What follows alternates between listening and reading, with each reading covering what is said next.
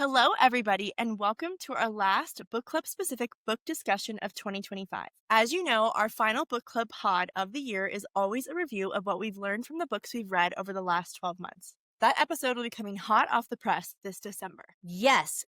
It's crazy to think we are winding down 2025 and are already looking to 2026. With that said, we want to connect with you, our fellow book club members. If you are a loyal Love Ignites Peace hashtag book club edition listener, please send us a DM at Love Ignites Peace on Instagram. We want to know if what we are doing is working for you, or if you'd like to see something different within the next year's book club, so we can best help you put love into action and create peace in your life. We love having you here. Sincerely, we're so grateful you're here, and we want to make sure we're creating the most optimal experience and truly serving you with the time that we're putting into this. So today is an exciting day as we are discussing the expanded version of our very own Paige's book, Love Ignites Peace, our next evolution. For those that are watching on YouTube, hello. Yes, Teresa has hers too. Oh, yay! You're all so cute. Listening back to the original quick release, so we obviously did a quick release of this book back in 2023. And if you're really curious, it's season 2, episode 4. It was honestly so fun to hear everyone's life updates and how we tied what we learned the month before into the update that we were giving for that month. So I just want to first take us down memory lane and share actually a few of those updates from that podcast about this book 2 years ago, because it's just kind of fun to reflect and see how far we've come. And then I'd also then like to open the floor to tie in a topic or a life update from book club in this month. So first, memory lane. Drumroll, please. I'm going to do my own. The June 2023 season 2, episode 4 highlight was Noelle. That was your very first podcast with us. Isn't that crazy? Like your very first one. Right. And you were about to become a grandma for the first time, which is so wild because, first of all, the sweetest, but now you have 2 granddaughters, right? Correct. So much special stuff over the last 2 years. Poor Noelle is having a little cold going on today. So the other thing that was really cool that was happening is we had just finished reading Angels in My Hair. And that book was specifically about calling on angels in your life and how they are kind of like an unemployed workforce, just waiting for you to ask them to assist you. And I just want to add that as a gentle nudge to be a sign or a reminder to continue to call on the support that's around you. If you aren't already, to start. And if you are, that they're there, you can call on them even more. You can call on them specifically. And no request is a silly request to an angel. So that was a cool nugget. And then lastly, Anna had just spoken to Tracy for the very first time. And she was alluding to that she then needed to do subconscious transformation. And it really just blew my mind because, and I think Jenna, you would say the exact same thing about me. We already had been so far down this path of growth to then over the last 2 years experience like exponential growth from there, and where we're both at just truly blew my mind. So anybody that's been listening from that past podcast to now, thank you for continually tuning in, and thank you for taking a moment of going down memory lane with us, because I think there are just some great nuggets, and it's just evidence that, as Paige, you said in the book, that is just evident that with time, patience, willingness, vulnerability, curiosity, and courage, expansion is possible, which is what we've all really leaned into on this podcast. With that said, Anna, do you want to kick us off with some updates, considering the fact that it was your wedding this month? Yes, I just got married. So I'm Yeah. a married lady.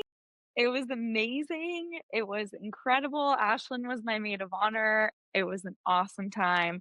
The two of us, still haven't really gotten a chance to debrief.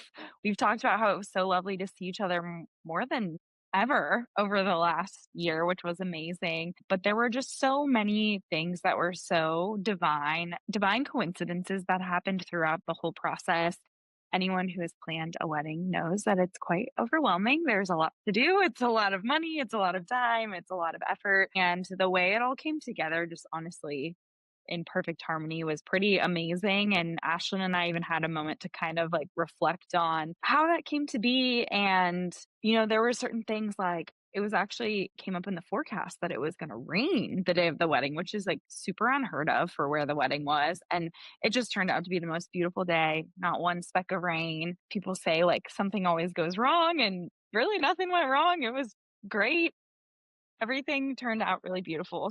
Lots of changes, and I even told Ashlyn I also have, since the last podcast, turned 30. I had my 30th birthday at the beginning of September, so it's been a year of a lot of changes, a lot of transformation, and I had told Ashlyn that 29 for me was probably the most transformative year of my life. I think I became more self-aware than I've ever been, and Mm. I was really able to reflect on so many changes I had made in life for over the entire last year. And I think book club has really been a contributor to that and just coming to this collective space to be able to talk through these topics with all you ladies and share them and be vulnerable. Well, I had the great fortune of also being a guest at Jenna's wedding. She and Martin wrote their own vows and they really put their heart into that. It was so beautiful. And it did not go unheard by me when Jenna said in her vows, love in action to her beloved Martin.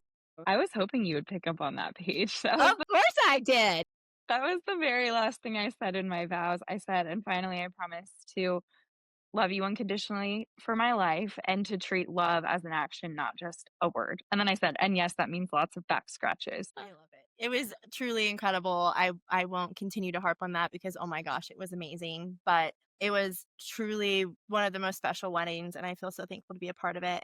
It was just really special to be able to even share in some of our, like, joint spirituality that we've built over the last however many years, and again, I would, credit book club to opening the door to some of those conversations as well, and we, like, prayed before she went up to the venue to actually, like, go down the aisle, and I don't know if it was just you, JP, or if there was something truly divine in that moment, but, like, the peace just, like, washed over everything. Like, I can't even Mhm. explain. I've been a part of multiple weddings, and usually that ride in whatever vehicle to the actual ceremony seems to sometimes be, like, filled with anxiety or worry, and there was none of that. It was like just literally like a blanket of peace and light had just come over everything, and that's how the entire wedding felt, and that's how I feel like Jenna was just radiating and Martin, and so it was amazing. Thank you. That's truly how I felt. One side note, just as like a funny human anecdote, I'm a pretty emotional person, so I thought for sure I'm not gonna be able to I'm gonna sob, I'm not gonna be able to read all my vows, I'm gonna sob going down the aisle, everything. I sobbed so much the building up day. My first look with my dad, I pretty much fell to the floor with like sobbing so much. My first look with Martin, I was sobbing so much. When Ashlyn and my mom put my veil in, buttoned my dress, everything made me sob. That when the wedding actually happened, I you could not wipe the biggest smile over my face. It was just pure peace, not a worry in the world. And it was like so joyful. It's kind of funny how things just play out because I'm not a betting woman, but I would have bet my all my money that I would be sobbing through the ceremony. And I was just like, just light as a daisy. Yeah, it was. I was practically skipping down the aisle. That's a good sign. Teresa, Noel, do you have any life updates or any divine synchronicities you'd like to share? I was trying to think remind me when our last book club was. I can't remember. Well, it had to be before September 5th because that's Jenna's birthday, so probably mid-August. Mid-August. I don't know. I'm still celebrating my 70th birthday. Just got back from Savannah. So when you're 70, it goes all year. Just warning you all. Enjoy every second of it because it's a wonderful year to be in. We had a great time celebrating Teresa, and nobody there thought she was 70. They all thought she was lying. Teresa, I still think you're lying, and I'm honest to God, not even just not saying that just to be nice. You've Jenna, never I mentioned love your you, age. honey. You've I never love you. mentioned your age on the podcast. You've always said you're the most, how did you reference it? The most Experience? seasoned, you're the most experienced at life, I think is what you said. I'm floored. I don't believe that. It's true, girls. It is true. If you're not watching the YouTube version, turn it on because Teresa looks great. We need to get Oh, tips you're from her. sweet. And you see me Jenna's winning my all new of you best guys? friend. Thank You you. can't have her. She's mine. Age is all up here, right, Teresa? It is. And, I think it ties back to the 6 actions. When you truly live without fear, and a lot of my personal motto is just say yes. The universe and spirit opens the door. And when you discern and you understand your own story, and I understand my story is created every day, and I get to make that story. I don't live and retell my past. So all these things of Love Actions are what give you life and joy and peace and acceptance and boundaries. And all those things have always been important to me. And I think when we work on living authentically, love is an action every day. Yeah. Beautiful. Well said. Thank you. Noelle, I know you're fighting through the cold. I'll try to talk.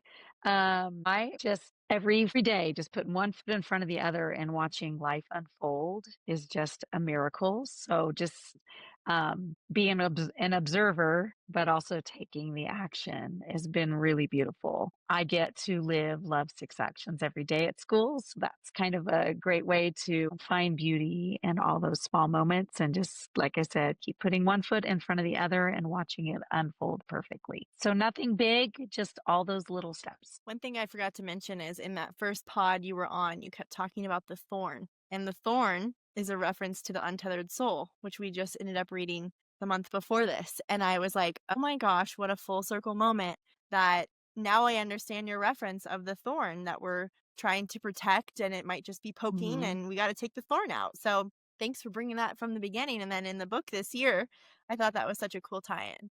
What's new with you, Schlyn? You know me. Just think I've just felt a level of magnetism this year that's been really, really cool.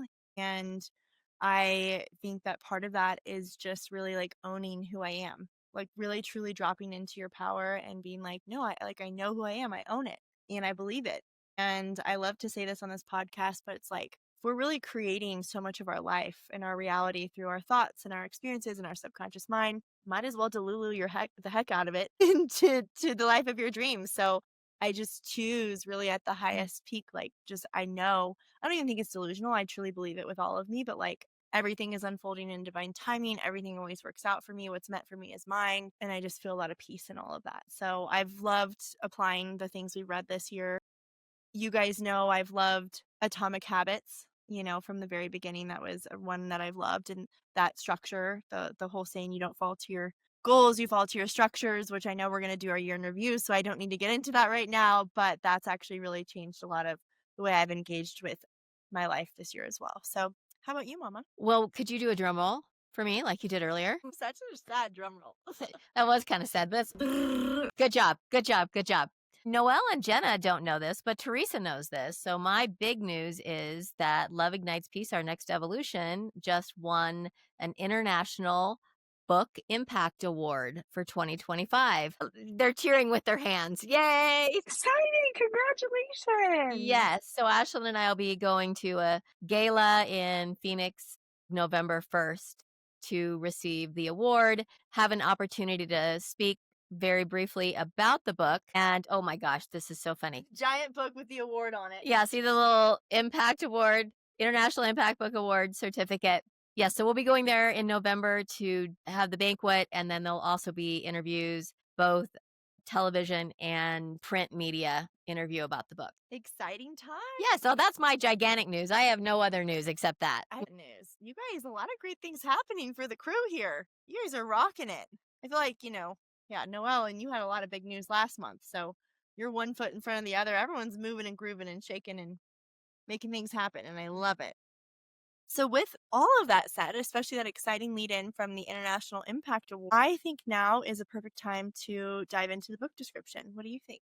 Go for it. Yes. All right, so we are discussing Love Ignites Peace, our next evolution. And after I read the book description, I think it would be amazing if you go ahead and give us a little bit of a summary on why you released it 2 years ago and then how this is different, why the re-release or the expanded release. And that'll kind of explain part of why we're doing this book club on it again. So here we go. Love is your essence, the unshakable truth at your core. Deep within, we all long for the peace that truly embodying love will bring. In 2008, three powerful words, love ignites peace, came to Paige in an unexpected yet profound moment.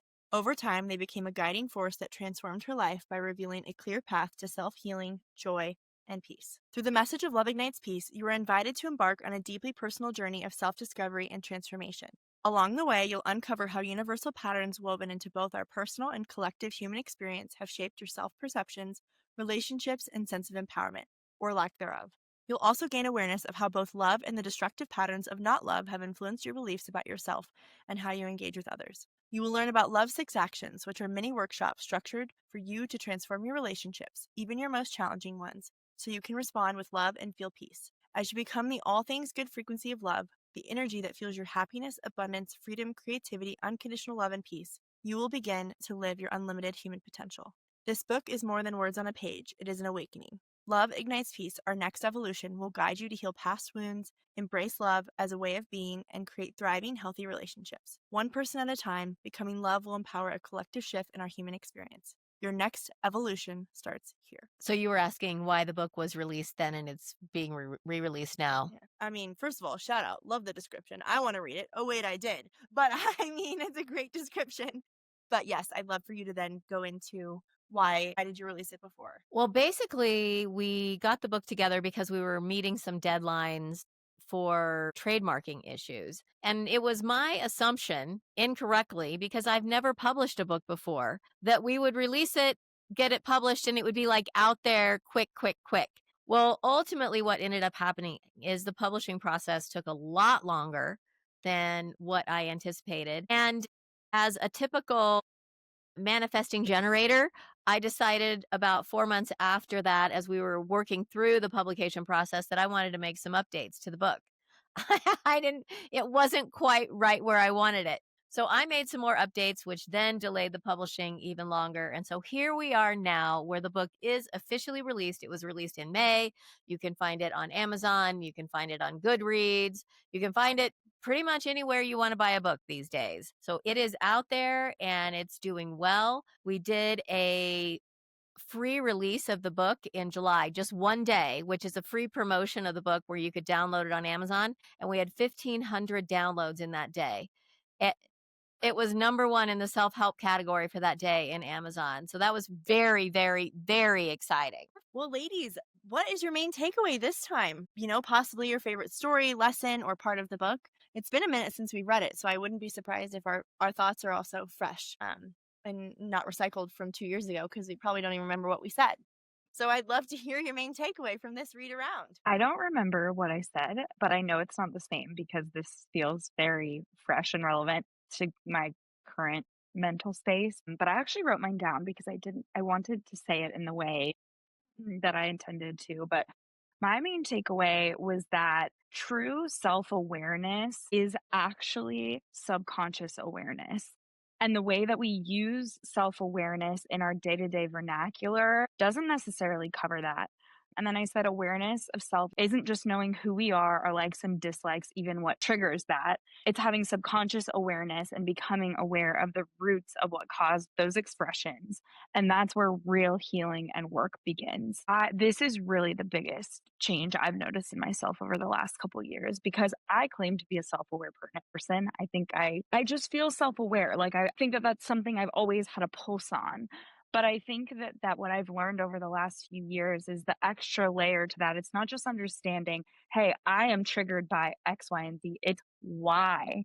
Understanding the whys. Why am I triggered by X, Y, and Z? And that really is where a lot of the work of this comes in to knowing that. One other thing that came to mind was, Noelle, you said this a few book clubs ago, and it really was imprinted on my heart, and I'll never forget it. It's that this process of growth and evolution is becoming who we are, and who we are is love. It's getting rid of that other junk and coming back home to who we truly are. And I think that that's the crux of this book. And really, that subconscious work has been so transformative over the last few years for me and really realizing some of these root causes. Paige, I really loved reading your stories where you were super vulnerable about some of the things that happened to you in your childhood, like with your teacher, your junior high mom's friend. And I've really started to do a lot of that work for some of the things that happened in my childhood. And it really does take that awareness and understanding. But getting to that is really where true like love of self and then ultimately peace comes through. And I think for me, that new understanding of self awareness has just been life changing to say the least. Man, oh man, Jenna, you got this book and you really, truly, profoundly, deeply got the messages in this book. I mean, I'm just awed by that. And it's just amazing and beautiful. And I think you might say that you read the book 2 years ago, but reading it again now, you got the true essence of the book and you were able to like take that next leap in your own self transformation. I also felt so much more like self-compassion and compassion for others when I was reading this. If I have to be honest with you, I would say like the first year and a half of book club, while I got a lot out of it and I took a lot of lessons, I feel like I was reading every book with a guard up because some of the books almost felt like a personal attack or a personal like jab or like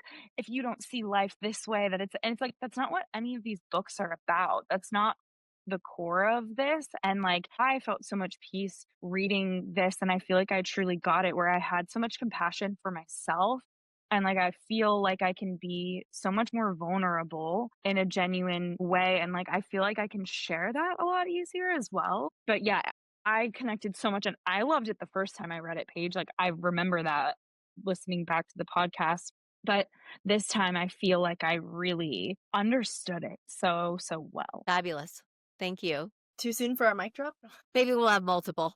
There you go. I think we've concluded our book club. Yeah. So that it was really lovely. I'm going to jump in because where Jenna is at, another 40 years, and that's where I'm at. And that's where I have been. And it's quite different. I read the book 2 years ago, and I really read it as a gift to my friend. Really, what the book has done, and Paige, this is for you directly, it has allowed me to step in on a level of friendship. You opened a door to your whole life, to your childhood and memories, and the ups and the downs and the hurts, the struggles of your journey. And people will read it and they don't know you like a friend we go out to dinner or travel, but they are getting to know who you've become. And that's what touches so many people. It has allowed me to see who you've become, love in action. And that has been a real gift of friendship that most readers won't have that level of knowing. So I'm very grateful to be a part of this and you invited it and shared your book.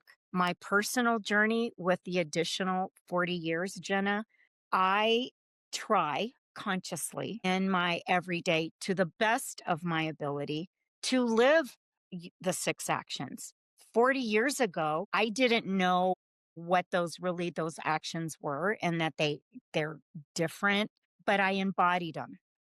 And what happens on this life journey when you get to a certain age, you can reflect back on the times that you had to discern, that you had to live in faith and just say yes and push fear out of the way. You had to speak your truth when you weren't sure anyone would listen. That's what 70 years of life gives a person, the opportunity to become conscious. So that's where I am right now. And that's how I'm living Love Six Actions, being conscious, the observer. So Like, would you if say that it's makes more sense. second nature to you now, Teresa? Well, wouldn't that be great? That would almost be like, oh, we're all perfect. It does get easier because your muscle gets stronger. It's a habit.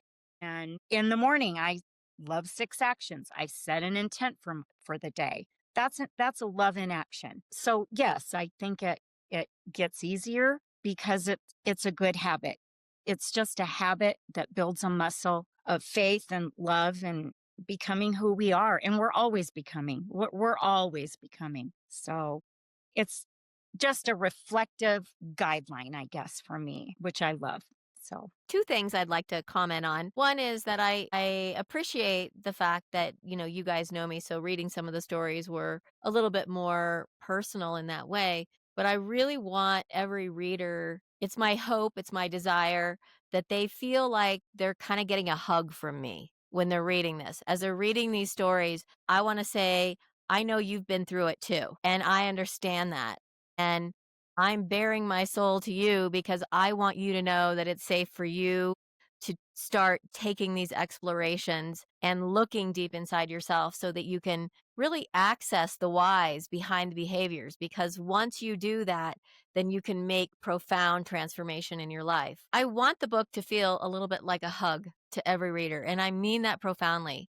This was my journey to becoming love, and I honor, respect you wherever you are in your journey. And I really am. I'm reaching out like energetically, like giving you a hug, cheering you on as you read these words and find yourself within the pages. You really do get that. Again, my journey, I was taking an action. You provided the groundwork, which is more than a warm hug. It is like the laying out the pavement of really a defined path, Yeah. which was Yes. really, really good. Really good. Yeah. Were you also saying that you started by saying at first you read it because you were as a gift, but then are you saying that then you got something out of it? Well, absolutely. Every word in here is so personal that it becomes personal to the reader. And that's where I think Paige is coming in with the hug because the words become personal.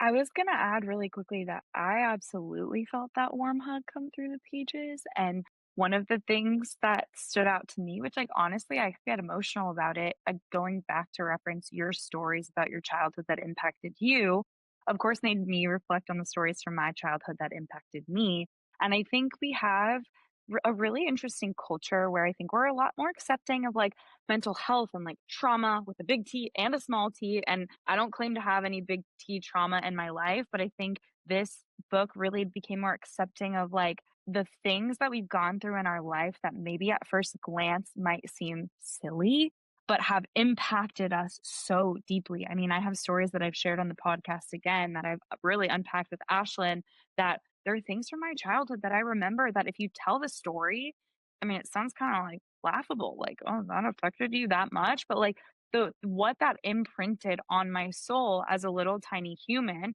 that has then been stuck in there for so long, and when you realize that, it's just incredible just realizing it is step 1, and then, like, working through that and letting it go and unpacking it is just incredible, and so what I felt reading that was I got to see little Paige, which gave recognition and acceptance to little Jenna, and it was this really cool awareness of, like, "Hey, we can walk through this together as co-humans and friends and peers, and, like, take our little selves alongside of us and, like, do this together," and it's coming from a place of just, like, true no judgment and love, and that is, I mean, it's just it's incredible. That's incredible work. It's an incredible book, and also I'm so honored to get the chance to be like one of the early readers, and your award is so well deserved. But I absolutely felt that big deep hug through the pages. I'm truly so glad. And I think you bring up an excellent point, which is sometimes, though,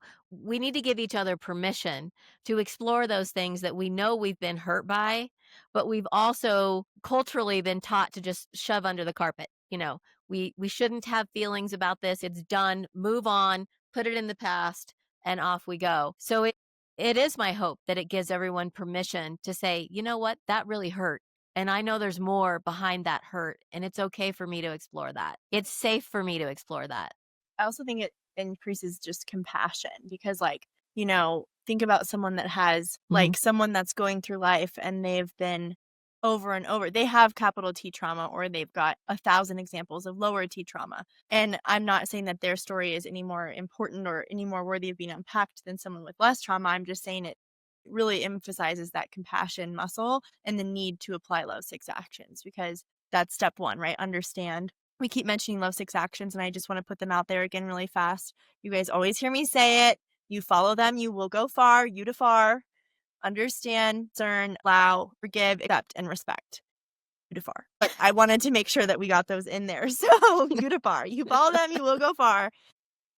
Yeah, seeing our own stories and everyone else's is just a powerful way to start that journey of putting those actions into play because we don't know what everyone's been through. And they could be carrying around a lot, a lot. Noelle, what about you? Okay, I'm going to try to talk. So, I wanted to say that in All of the stories, Paige, I saw myself. It reflected back to Mm, me something yeah, within myself. yeah. And that is that hug that you're talking about. It's feeling like you're seeing yourself for the first time through a different lens, and you were able to paint that really beautifully. I think one thing that's really important to remember is that trauma, big or little t, is not the actual act. It's the way we perceive it and the way we move that into our subconscious way of thinking about ourselves and the world. And that's been studied by a lot of psychologists and people that study trauma. It's not the actual act, it's the way we believe about ourselves and our perceptions of the experience. So even though, that middle school one or middle school story always sticks out to me, I didn't have the same story, but I've had similar experiences where you just, because of an adult is involved when you're young, I often put adults on this pedestal, and that if they saw me in some way, then I am shamed, something's wrong with me, all of those beliefs. And so I think, Paige, you just did a beautiful job of representing that potential in all of us to see ourselves through the lens of somebody else's perception.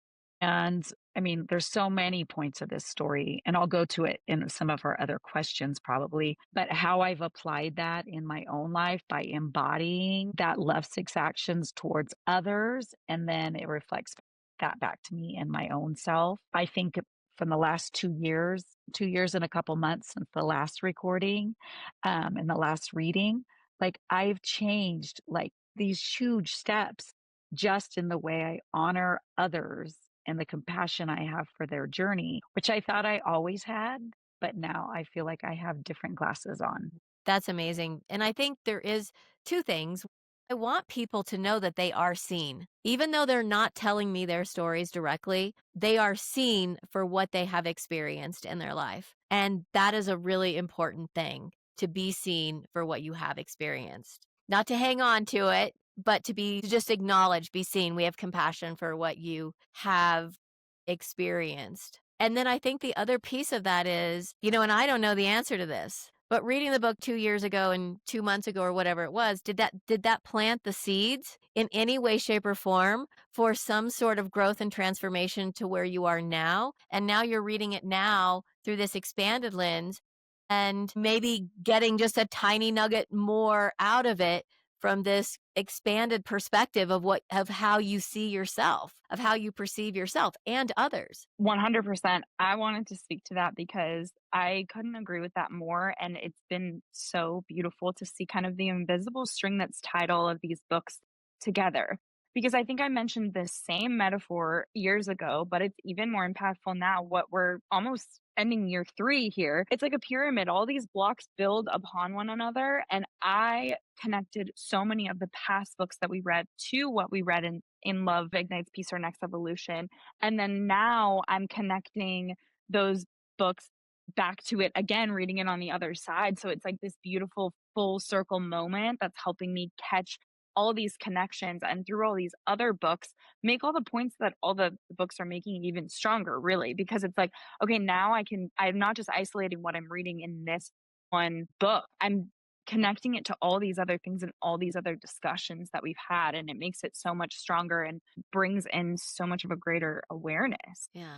Thank you. So we talked about doing a Q&A with the author, and I'm thinking about interjecting a question between each of the questions that we're answering. So does anybody want to ask a question to author Pages here at this time? Maybe not. I just spoke, but I do have one. But Noelle, it sounds like you have one, so you go ahead. Well, mine is more maybe for the listener. Paige, when you wrote this book, who was your ideal audience? As you were writing it, I know a lot of the books I've read about, we've read and we've talked about on your podcast, you would view the book differently depending on the audience. And so I'm curious, as you were writing, what type of audience did you have in mind? My audience that I had in mind when I was writing the book was people who were ready for self transformation, people who were ready to start exploring their own lives and their own journey,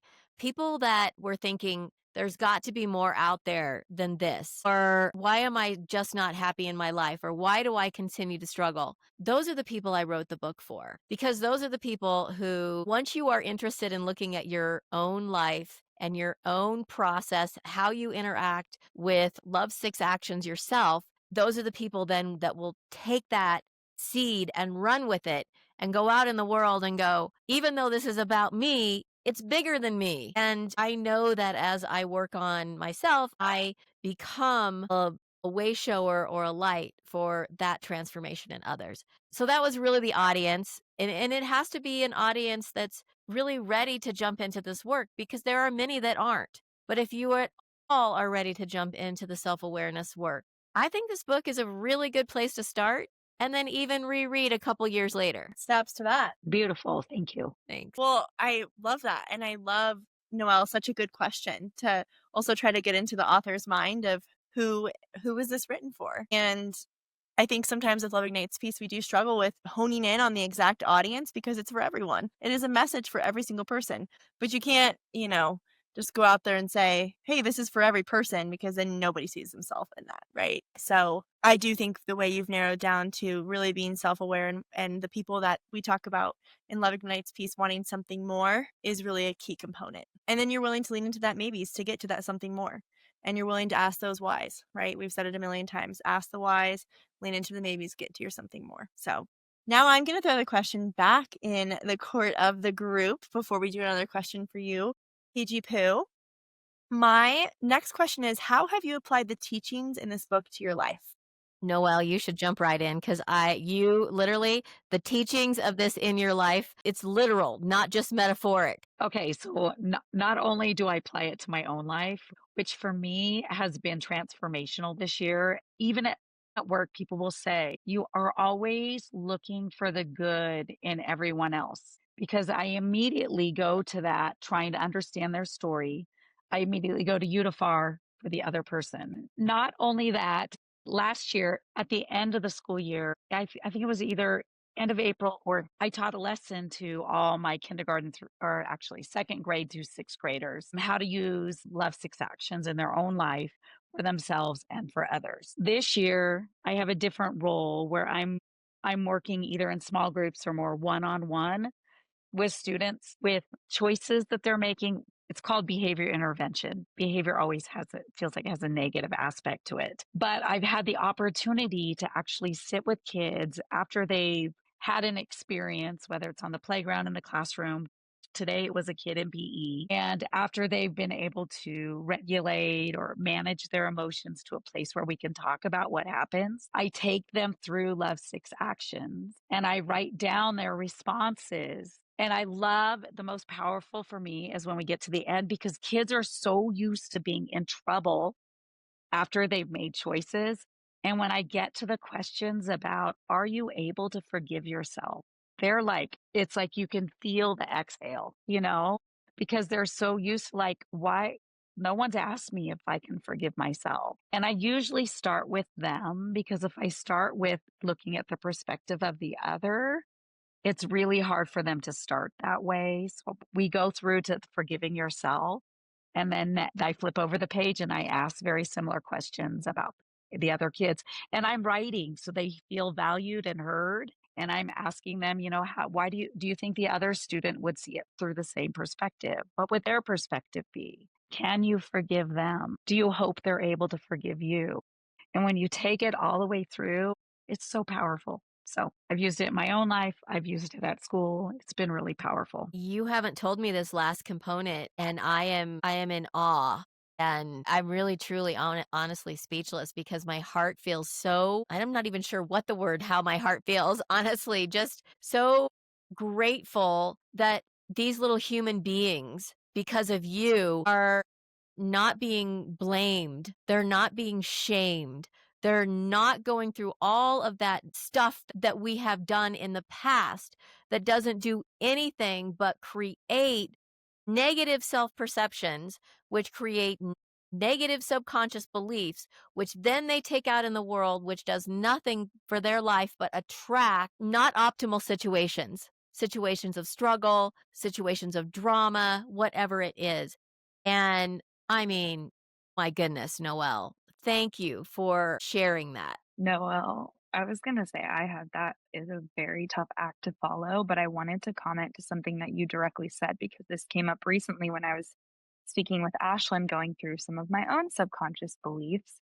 And one of the beliefs, well, I guess two of the beliefs that are intertwined that I've carried with me for a long time are number one, just wanting to be good, like good to my core, not wanting to do anything bad. And I've realized that I've carried this phrase into my adult life, which is I don't want to get in trouble. And as a 30-year-old, I just realized, where does that phrase come from? That comes from childhood, getting in trouble.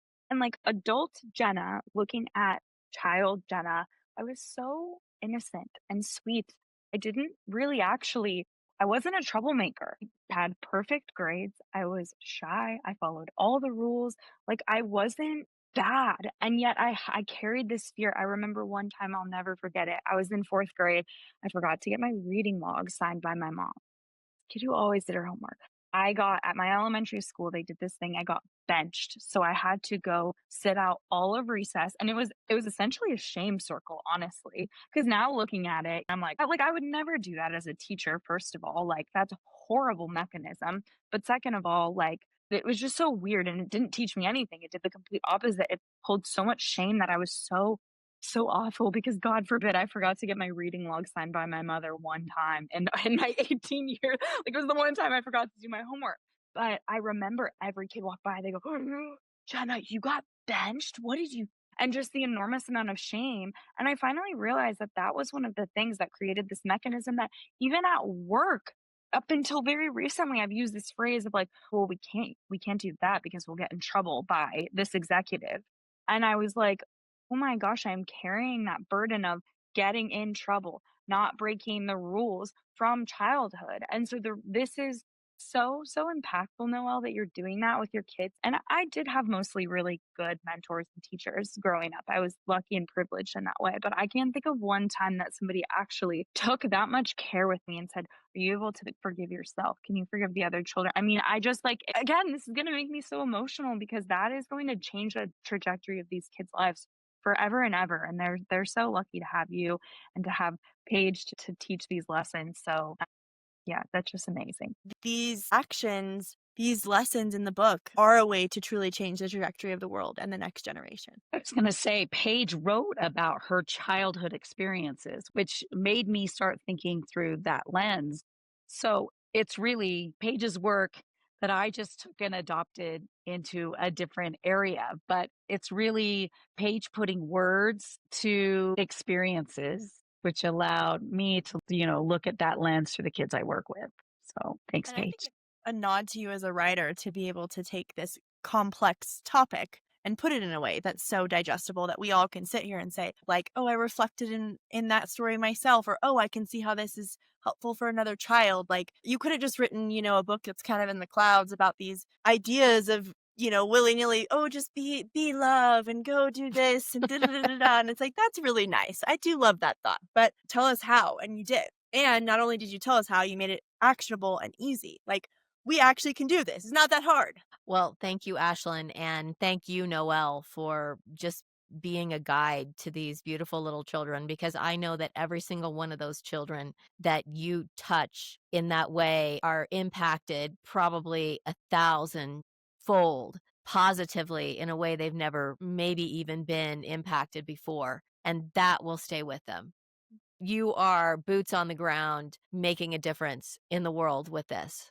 Maybe 2 weeks ago, I did my very first true official subconscious transformation work with Ashlyn. She was really, really generous with her time and her emotional capacity to go through basically like 3 hours of storytelling, write everything down, convert it into statements, then spend another 3 hours actually going through all of it with me. I did muscle testing. We did that over the phone and or over FaceTime, and it was really such like a gift to me ahead of the wedding. And there were a lot of things that we went through, but the core of it, which is something I've struggled with for a long time, and some of this came up in your book as well, Paige, was people pleasing and the perception of others based on me being responsible for their experience. I have for a long time felt so responsible for the feelings of everyone around me, their experience. And that was really a core fear I had going into my wedding and my ability to be able to enjoy the wedding. I had set up so many barriers, if you will, to try to facilitate an experience where I wouldn't feel responsible for people. I tried to keep the wedding small. I didn't invite all of our family because we have really big families. Like, tried to set up just this experience telling all my bridesmaids how like I wanted the day to go and like trying to really like control the situation so that I wouldn't feel responsible. And ultimately, I walked through this with Ashlyn. It was a very emotional but rejuvenating experience. And I mean, seriously, it was life changing.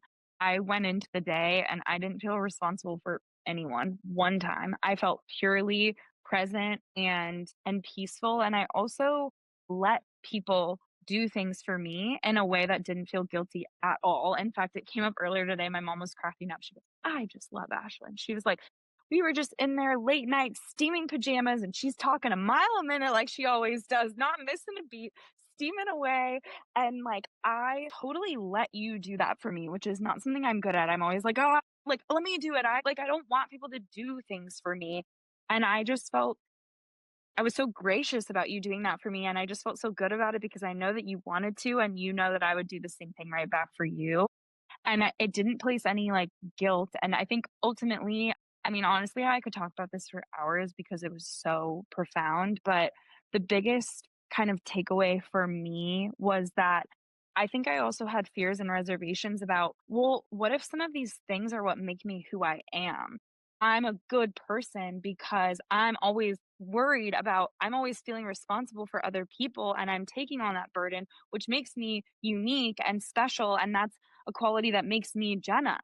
And Ashlyn was like, she so understood that and like held it in such a sacred space. And she explained to me, this isn't going to make you any less of who you are. If anything, it's going to make you a greater expression of who you are because you're going to do things for other people and show your love and kindness and be authentically who you are because of who you are, not because you feel guilt or that you have to people please your way through that. And Ashlyn, I haven't even gotten a chance to tell you this, but at the wedding, not only did I feel that peace that you told me about, that you said that you witnessed, but one of my core fears of the wedding was I was so nervous about the period after dinner where you have to go around and thank all your guests for coming because that's so important to me. I want them to feel thanked, but that feeling that's associated it with the guilt of I need to make sure they know I'm grateful they're here. And is it going to make me look like a bad person if I don't convey that to everyone? Well, after washing these beliefs away, I was so worried that I told myself,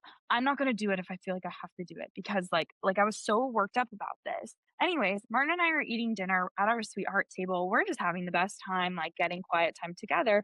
And then we kind of like finish up our meal and I'm like, I want to go around and talk to people and say hi.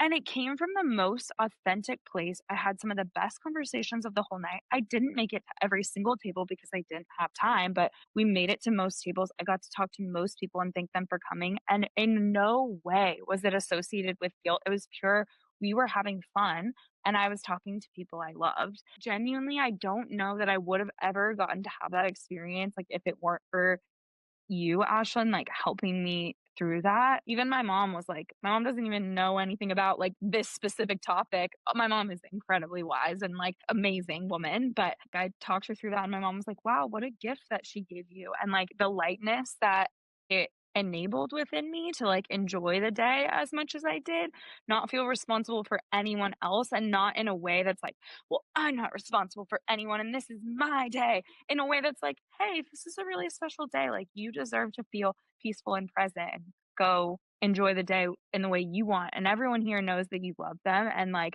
you're going to talk to them out of genuine love and care. That was just like such a tremendous gift that I am eternally grateful for. So thank you, number one. And number two, I just think that's such a testament to this work and being open minded about trying something new. Because even when I told Ashlyn, I was like, I don't know that I like vibe with this, and that, or I don't know that I agree with this, and that. And Ashlyn was like, at the crux of it, it doesn't matter. Just try it and see how it impacts your life. And boy, did it. So I'm already like writing down my next things of like, money beliefs and beliefs about anxiety. I'm already like workshopping the next round. So it was just incredible. And I apologize for that being a long story, but life changing to say the least. It was a beautiful, beautiful story, and Ashlyn is very grateful over here. I can see it in the tears welling up in her eyes. I told you to stop looking at me. The point that I would like to try to make with this is I really, from the bottom of my heart, I'm going to keep talking about the subconscious mind over and over and over.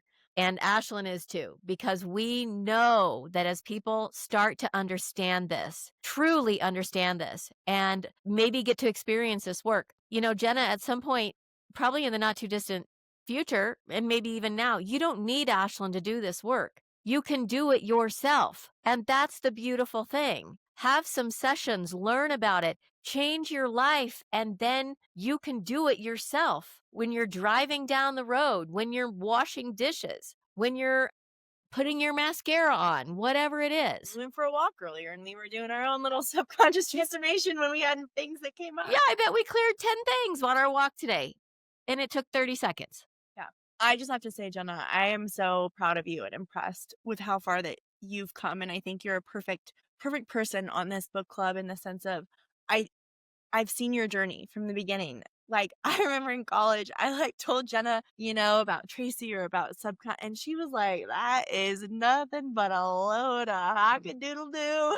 And to give her so much love, she's and I remember it so vividly, and she wasn't mean or judgmental. Like, you know what I mean? Like, our friendship was not impacted in any way. There was no, like, she did not like me for it. She's like, "You do that, girlfriend. I'm not touching that with a 100-foot pole." And to say that now on both of these, she's done a session with Tracy and she's dipped her toe into subconscious transformation. And I think we're so passionate about it because all of us on this call have now experienced these things and we know how deeply it transforms your life. And one thing I love about what my mom just said is we're here to empower you to do it.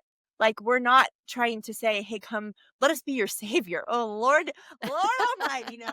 Absolutely not. Because you can do it. Yeah, exactly. We want to empower you with all this information. And anyways, going back to what Jenna was just saying, I think her story ties so perfectly into your book because really the way we broke down this whole session was it first started with some feelings, right? And we started with some beliefs, but then it came to a memory that she had as a child. A very impactful moment. A little T trauma. You wouldn't have maybe known that it would have left such an imprint. But then once she was able to be vulnerable enough, to be open enough to listen and let that come forward, which I think maybe you had the awareness as well, potentially from reading the book or other books over time about looking back to some of this inner child stuff. We were able to then take that conversation around this moment and then just dive the heck into all the subconscious beliefs that were created around this one specific lower T trauma moment. And I guess I don't even want to qualify it was a lower T because it might have been a capital T for you based off of the imprint that it made. But What trauma is trauma? trauma is trauma is trauma. And at the end of the day, like, there's no qualifying, there's no justifying. It just is. It left a big freaking imprint. And now we need to dive in. And we literally we still have technically a second part of the clearing to do from some of this, but we didn't want to do too much before the wedding. And we cleared some huge things that end the root. But my point is that you followed the exact journey that this book suggests. Look to your past with love, with compassion, with an open heart. Dive into what beliefs were created and then create transformation from there.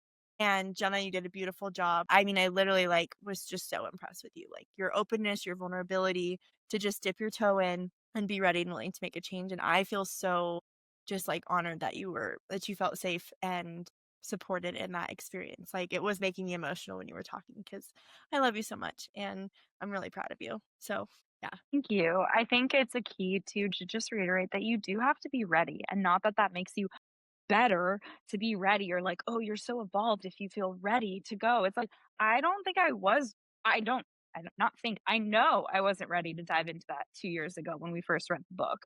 And that's why the book hit me in a different way. And that's okay. You can't force your readiness. I think you can reflect on that and say like, there's some things coming up for me. I don't know if I'm like, I don't want to feel these things, or I know there's more to life, like Paige was saying, but I think you can call in your angels and ask for your readiness, and it will happen in the perfect time for your life, and it will unfold in the perfect way. And if you're not there at that exact moment, or you're feeling too soft, or it feels too deep, or too tough, or too vulnerable, that's okay. Give it time. That 2 years ago, I wasn't ready.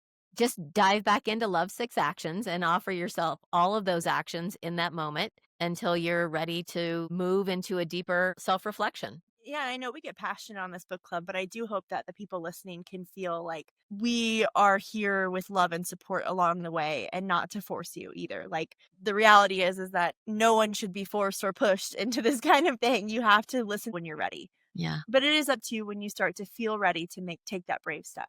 And that's what I was so impressed with you on that, Jenna, is like you took that brave step and it's paid off. And I can't wait to do more with you. Like I'm so excited to dive into the next set of things on your list. It is my supreme honor. Teresa, I know you had a question teed up for Paigey Poo here. So we'll tag into your question. Well, I did have a question, but this just kind of came to me, and it's kind of bouncing back off of Noelle using this and teaching, working with the students, young kids. I'm going back thinking of myself when I was a new mom, and I didn't really have too much around. I lived by myself in San Diego. All my family was in Phoenix. I would love for parents to have some kind of a tool, a book just for them, like Noelle is using as a teacher in the school system. Yeah. Noelle, I let's co-write that. I think it would be so beneficial for new parents, and not even new parents. Maybe your kids are in first grade, fifth grade, and you're a mom and a dad, to have this written specifically. Love Six Actions for parents would be really wonderful. Thank you for that, Teresa. I think that's a genius idea. Yeah, another book. Or grandparents. Or Yeah, grandparents, yes. I mean, honestly, it's really anybody that deals with kids, but specifically to parents. I had Dr. Spock. Believe me, I would have rather have had Love Six Actions as a parenthood. You know what I mean? Yes. I've talked to Yeah. Paige, like, we have to write a children's book Yeah. that parents can use, or Yeah. Paige has to write a children's book. Well, I We would can probably co-write it, need some but help with that, Noelle.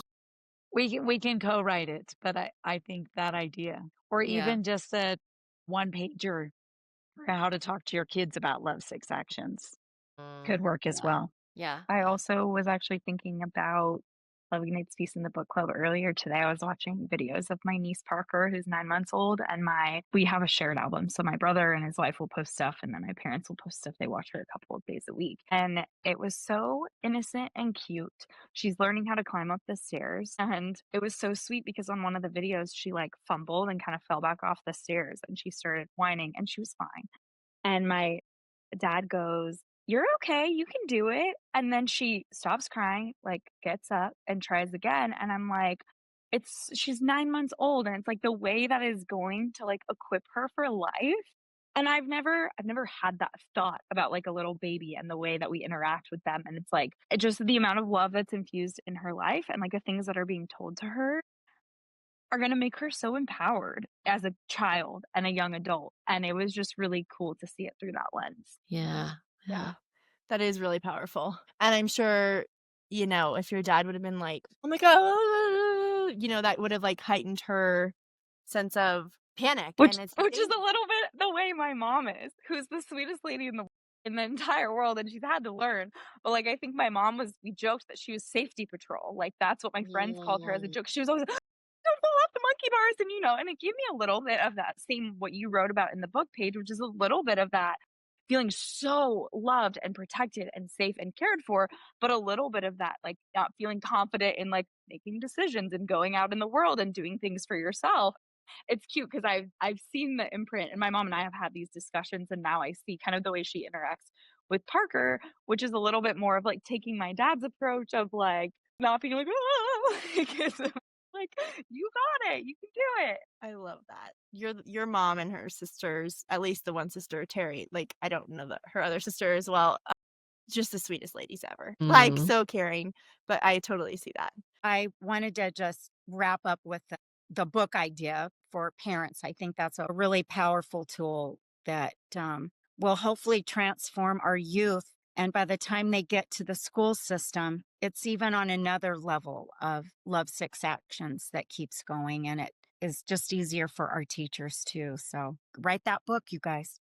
But I do have a question for you, Paige. What's a powerful example that you personally have seen love six actions transform someone's life? Well, that is a very good question, Teresa. And that really requires me to think about that for a few minutes. And maybe this isn't the answer you're looking for, but they've certainly transformed my life tremendously. And I think they've also transformed Ashlyn's life as well. It's been a process and a journey. It's one of those things where love six actions is a process. You have to learn it over time. You have to revisit these again and again and again. It's not like you go, oh, these are love six actions, got it, on your merry way. Life presents all of these opportunities for you to practice these things over and over. And life still presents me with those opportunities. I mean, I was presented 3 or 4 weeks ago with an opportunity that I got really triggered and angry, and I hadn't felt that way in such a long time. And it took me about, oh, I don't know, maybe 4 to 6 hours to process what had made me so angry and then be able to use love six actions to see the other person in all of this. And someone made a comment, well, I don't even know why you continue to go if that person is there. And my comment was, because I understand that this isn't personal toward me. This is just his personality, what what he believes about himself, and how that comes out of his mouth. And there's no judgment there. That's just discernment. It's not about me.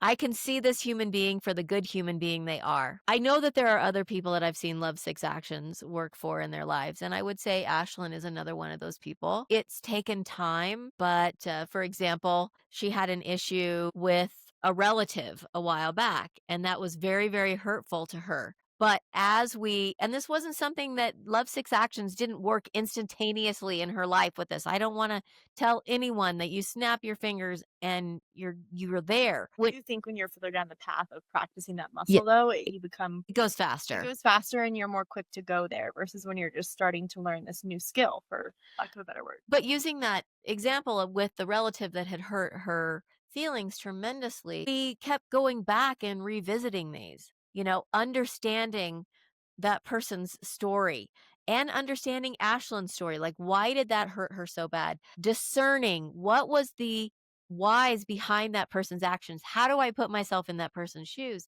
And over a series of months, we were able to unpack that using Love Six Actions. And I think it made a big difference in how ultimately you've been able to continue that relationship with that person. For sure. Absolutely. Your answer is really what people need to hear. So many of the people are looking for that quick fix. And this is about awareness and building that muscle and all the tools, speaking your truth, discernment, boundaries, all of it. And that does take more than however long it takes you to read a book. Now we're going to put it into action. And your answer was beautiful. Thank you. Thank you. I do think understand is the easiest of the actions, and that's why it's the first one. So I think if you get good at that first muscle of understanding, it does open the doorway to then the next and the next and the next of the six actions.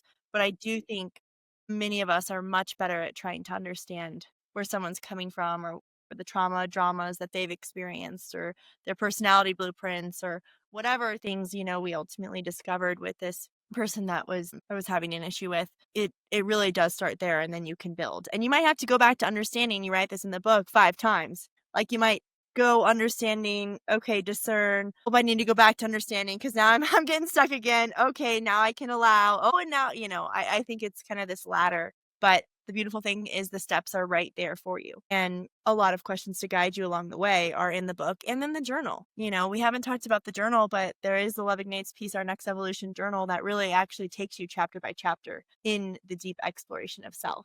So if you're reading one of the chapters and you want to dive deeper, then you can go right along with it with the journal. So you can also find that on Amazon. Yeah. And thanks for the journal shout out, because I was going to bring that up later. The journal is your personal workbook to being able to embody these love six actions. And really, it is your personal workbook to becoming love and not necessarily seeking love and validation outside of yourself. Yeah, and while we're on the topic of Love Six Actions, what action at this time in your life would you ladies say you struggle with the most in embodying? So again, it's understand, discern, allow, forgive, accept, and respect. In the last episode, last time we discussed this, Gemma said acceptance was the hardest, and Teresa was theorizing that forgiveness, she thought for many, was probably the hardest. I'm going to add discernment to that.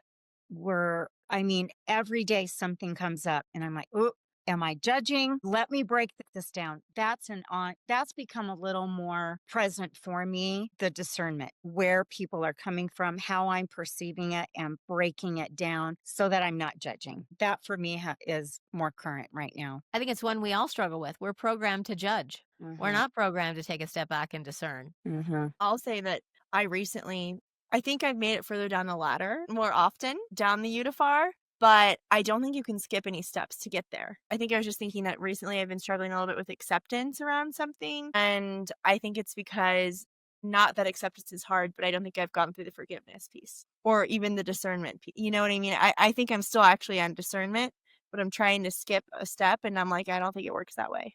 Oh, perhaps the step that you're at is the most difficult. Oh, that's a good point. Yeah. That's a great point. That's amazing. I think for me, I wrote down discernment because I think in day to day life, it's taking the step back and not jumping to judgment because we judge because judgment keeps us safe. And it takes the blame off of us as well. It's like, oh, it's all about the other people and why are they doing that and why are they acting like this instead of like looking within. But I think right now, for a particular situation that's been prevalent in my life for a long time, it's forgiveness. And I think what's interesting about that is, Ashlyn, you just gave words to something I didn't have words for, which is I actually am an incredibly forgiving person in most situations. If someone does something, like, I don't hold a grudge. I don't, it's just never, I've never understood that until you get to a situation where someone has so deeply hurt you. And not only have they not apologized, which I think, again, that's not something I necessarily expect or need, but when they don't actually ever change or change their behavior, and they're still that same exact person who hurt you, I think that that makes it really hard to forgive because it's like when you have space from that person, it's really like, okay, they're on their journey. They're over there. I know why they act that way. I know I might not know, their entire life story, but obviously this is a reflection of them, the way they feel about themselves, whatever. Like at a distance, I can see all of that and maybe even like feel lightness or forgiveness around the situation. But then when you're confronted with that person again and they have the same exact behaviors that they've exhibited for all this time and they've never changed at all, that makes it really hard to forgive because it's reacquainting yourself with that pain that that person brings. And also, it's like the frustration of like, you can't change other people. But then it's like, after all this time, like, really? You haven't changed at all? It becomes hard to forgive. And so that's something I'm working on. And to tie it all together, the piece that you just gave words for, Ashlyn, is I think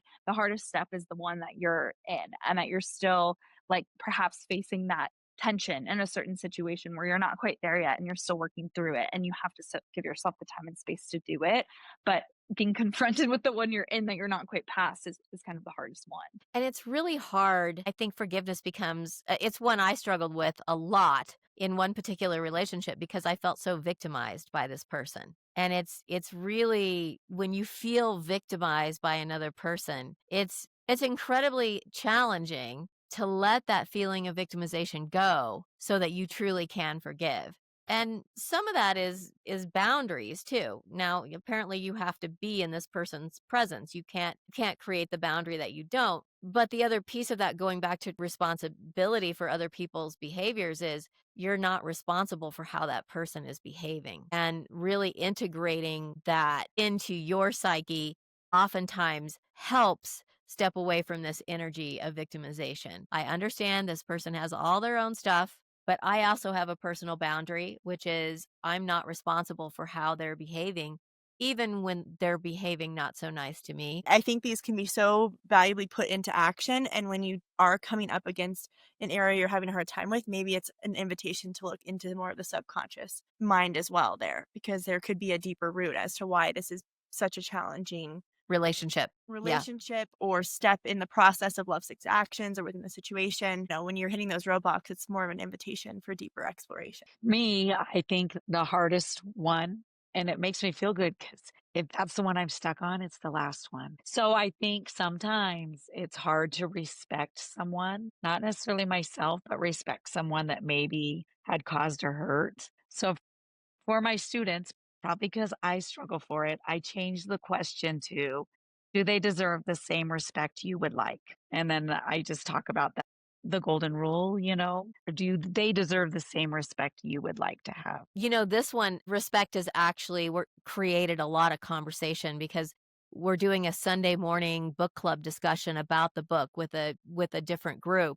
And the one on respect created lots of discussion, which is, how do I respect a person? And my answer was, this really isn't about you respecting the person. It's about you respecting that the person's going through a set of experiences that have caused them to act this way.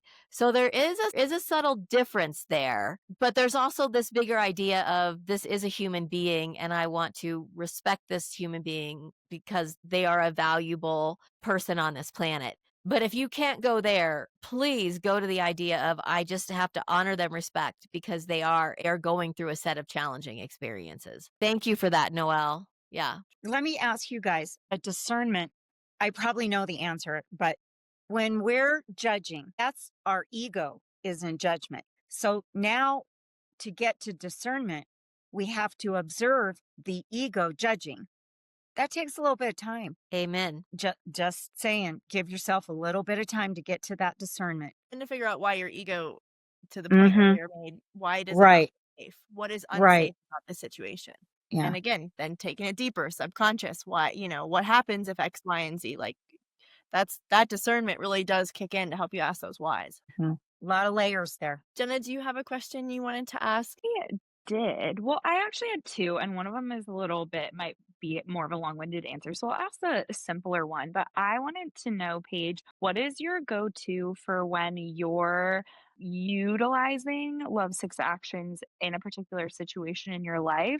Do you have a particular tangible first step that you start with? So is it meditation? Is it journaling? Is it different every time? Is it just some quiet time, a walk or whatever? Do you have a go-to first step for getting into the understanding phase? Well, my first step is always to look at my own emotional response. Why do I feel the way do I feel? Why do I feel sad? Why do I feel angry? Why do I feel maybe even a little depressed at times over a situation? Because when I look at my own emotional response, then I can go into my own set of whys. And that's for me probably, I early on in my journey, it would have been understanding my story and understanding the other person's story. And now where I want to go to right away after I assess my own emotional response is discernment, which is really that instead of judging this situation, let's look at why I'm feeling this way and try to get to the root of it.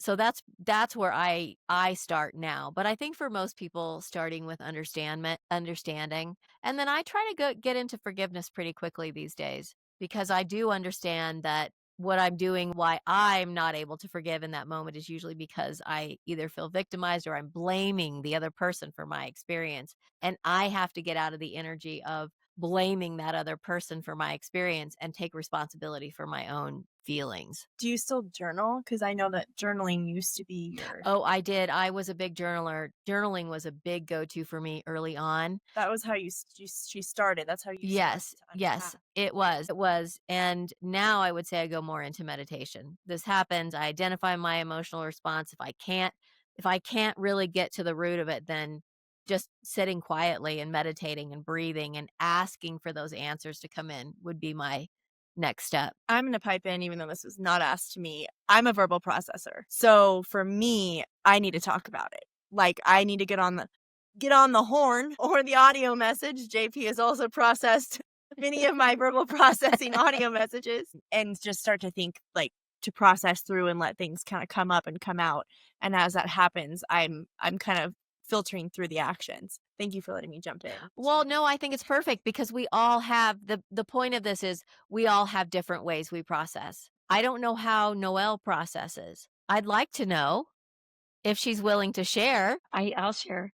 So for me, just like you, Paige, I notice that I no longer feel good. And it doesn't, to me, it doesn't matter if it's anger, sadness, anxious, anxiety, or any of the shades of that. If I am not feeling good, I immediately pause, step back, and I eudophar really quickly. I'm so much quicker at it. I eudophar really quickly because I want to stay, not that there's anything wrong with any emotions, but I want to move back into a good feeling spot. I do not want to stay in the suffering. So I can eudophar pretty quickly now, most of the time. Depends on what it is, but it's really noticing in my body that I am not feeling the way I desire to feel. Does Teresa or Ashlyn or even Jenna, do you have anything you want to add to this as far as how you are working through Udafar or Love Six actions when you feel off at this point, or where For you me, are in that journey? yeah, for me, it's the same thing. It's that internal guidance system. I mean, I can tell, just by one word someone says, or my body, I feel like electromagnetic waves have just gone through my body. Wow, I got to stop. I start processing it, you know, reeling in whatever it is. And then I go to the Ashland. I got to talk about it. Like Mhm. I got to dissect it out loud verbally because that is an energy release for me. I don't want to keep it trapped in my body. So I'm verbal too. Yeah. I think this could be a whole exploration on the 6 conflict languages because I know that Noelle and I, we don't verbal process. We are very internal in our process. Ashlyn and I couldn't be more opposite. I mean, she has to talk about it. Teresa has to talk about it. I wasn't ready. The whole internal process has to take place. Yeah. And I'm like ready immediately. Like I'm Oh my gosh, yes. like bursting. Like literally have to get it out. Yes. Do you have anything, Jenna, that you wanna add to this for yourself? Yeah, if I can, I like to start by going on a walk and getting some Mm. sunshine. I live in San Diego, so like to try to get out there as much as possible or like get some exercise because I think also for me, bringing my physical body back to a place that feels neutral helps me then feel like I can process from more of like a level-headed space. I think sometimes as much as I would love, like I'm still working on trying to go to the place where I can go directly into meditation, but when I feel really wound up, it's really hard for me to get there. Even taking those deep breaths, sometimes like you feel like you're kind of suffocating because I'm like, but my heart is going like this, like I'm angry or I'm sad or I'm this or I'm that. And so, like, the deep breaths feel like you're not able to get enough air in. So I kind of like to try to start there. And then I'm very much a verbal processor, but only with like three people on earth, and they're Ashlyn, Martin, and my mom. And I usually have to, they're the only people that I can verbally process with right away, I would say. Most of the time, I have to start with myself and give myself space to like get, otherwise, it feels too vulnerable if I go like right away processing with other people. So, but I do like to walk and like get back to that neutral space if I can first, because then some of the weeds of the emotions get out of the way a little bit and I can be more objective and discerning of my emotions. I actually think that's a really wise and interesting thing we haven't discussed is like, is there a way you do you need to get to a certain baseline before you can jump into that? Right? Like we can't think when we're to Jenna's point when everything's just spinning. Like here, it's hard to be like, I gotta understand when you're just like freaking out, you know? Well, I think for Noelle and I, that's the and even Teresa too, and what we're talking about, it's just that recognition of the emotion, and it doesn't mean right in that moment we're ready to dive in, but we've recognized. I like the way you said shades of emotions, Noelle. That the different shades of emotions that are causing some sort of inner struggle or chaos or dissonance, and you may need to give yourself a day, a week before you're ready to really dive into that emotional response. So I think it's a very good point. I also think going back to something we've already said, but it's just that the more you exercise this muscle, the more quickly you're able to get out of the emotion and the experience to get into those actions, I think. Because just simply because you also don't want to continue experience the suffering. I know I chimed in with that when Noelle was talking. But it is kind of sometimes a silly moment where I realize I'm like, okay, I can keep down this narrative or I can yeehaw on through it. Apply the tools I know and cut this suffering by 5 days, you know? Like, and I'm not trying to like cut through or do a spiritual bypass. I don't want to call it more evolved. I'm just more I've worked out. Again, we talk about this muscle. Yeah, It's awareness, it's recognition. my muscles are like a little bit stronger to say, "Hey, hey, hey, I can pick that up more quickly and more effortlessly." And And I didn't put this language to it in the book, but the language that I'll probably be talking about this in the future is this idea of how do we become emotional geniuses? How do we become emotionally resilient? And Love Six Actions are a part of that. They're a part of learning how to become an emotional genius and how to become emotionally resilient. And when we learn that as individuals out operating in the world, we're really creating an opportunity to change our own daily experiences, all of our relationships, and ultimately even the fabric of our society. We haven't been taught about emotions other than we have them. And we're probably supposed to stuff them and not deal with them. There's nothing behind that. express We're that. not allowed to express them. And the fact of the matter is, your emotions are so filled with information, it is not even funny. Paige, that's all the work I'm developing for my coursework. So we'll have to get together on that too. I can't wait. I love it. I love it. Well, this is obviously getting a bit long, so let's just quickly go around and drop our one last nugget of wisdom that we want to impart from what we've taken away from the book, and then wrap up. What do you think? Sure, if everyone has one more nugget to drop, I'd love to hear it. Mine kind of snowballed off of what we were just talking about, where Ashlyn, you were saying that kind of practicing that muscle helps. But I think the other part of that is getting to a quicker place with detaching from our suffering. Because I think sometimes as human beings, we assign so much meaning and value to it. And like to use the language earlier of being the victim, part of us is like clutching onto that because that's assigned like meaning or not necessarily an identity, but a little bit of an identity to our lives. And it justifies the feelings that we have. And I think we're all just seeking to be understood. And so, but we need to change that justification and not justify us being a victim or justify our suffering or attach like our life purpose to suffering, but instead use these tools to kind of move through it, understand, hey, like my suffering, yes, it's valid. The reasons I feel this way are valid, but then not saying like my suffering is part of who I am and it gives me purpose. I think we can create purpose from it, but that's not our purpose to suffer. Amen. I am mic dropping on that because we are programmed that we have to struggle. We have to suffer in everything we do. And we've been told that we're gonna be rewarded for all that suffering and struggle in different ways. And that is just absolutely not true. There is nothing redeeming about having to suffer. The reality is we don't if we can start living some of these Love Six actions. It's not the end all be all. I don't want to make it sound like it's the end all be all, but suffering, we just don't have to do it the way we've been doing it in the past. I know that for a fact. Jenna, you started with the mic drop, you ended with the mic drop. Noella, Teresa? So, somewhere in my memory bank, there's a quote I heard: To thine own self be true. When we know our own story, when we forgive ourselves, when we speak our truth, when we raise to that level of authenticity, we then begin to tell the truth of who we are. And that's where we can then share Love Six Actions in action because we are authentic. Okay, I'm going to add, I love the love versus not love chapter. I had to look back to make sure I'm saying it right. That is the crux of the emotional wisdom.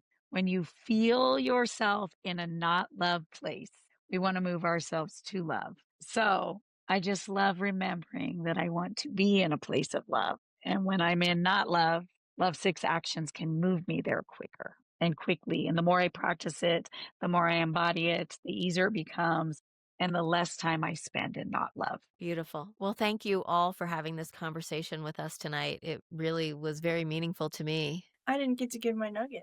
Oh, I'm so sorry. What was your nugget? I haven't answered a lot of the questions because we've been cruising right along. I've just been listening and hearing all the things. You've been but a I'm wonderful answering this moderator. one. No, I've loved it. I've loved every second. I am so grateful. The cool thing is I actually think we could have truly 2 more hours of conversation on this. We haven't not even dipped our toe into some things. We didn't get too deep into the love and not love topic that Noel just talked about, right? Like, what are things that are loving? What are things that are not loving?